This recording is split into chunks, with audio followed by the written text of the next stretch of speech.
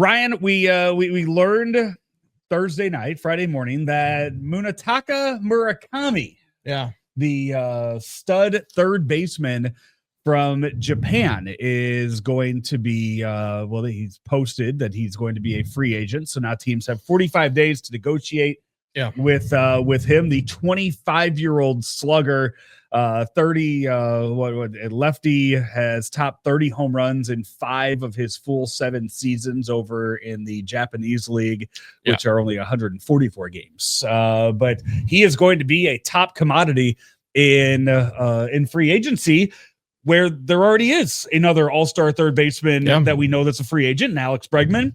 So that does, I mean, if you're Chaim Bloom, like, that's, Brendan and I kind of talked about it earlier this week. Yeah.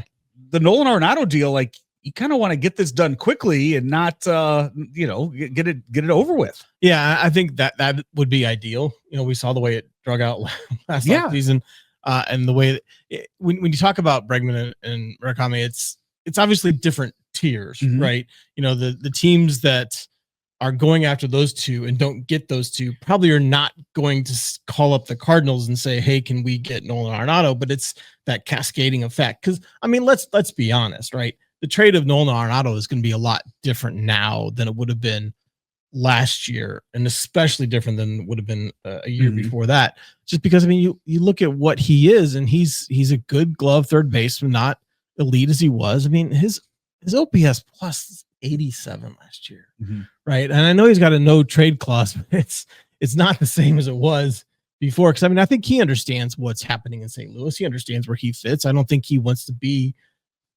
in the way. He was kind of in the way this last year, but it didn't really matter. Right.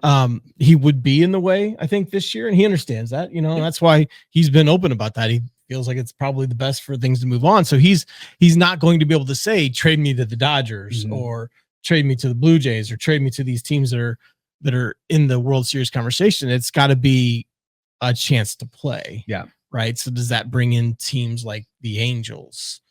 2 years ago, the thought of the Angels being a suitor for Arenado probably would have laughed at. And now it's a different conversation now. And, outside of the 20 games that Rendon would play at third base for the Angels, not even that. I'll take the under. Nolan Arenado would just, he would fit right in there with that team. But you look at, a guy like Murakami is kind of looks at projected to be maybe a first baseman when he comes over to MLB, but he did play third base and obviously could DH.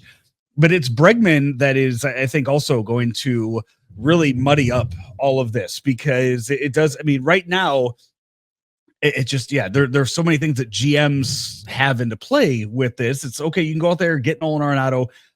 Maybe we don't have to eat much of his contract. Maybe the Cardinals will. They're just trying to get rid of him. Then we'd have other money to go out there and spend on these other free agents. Bregman projected to get about 6 years, $160 million in his next deal.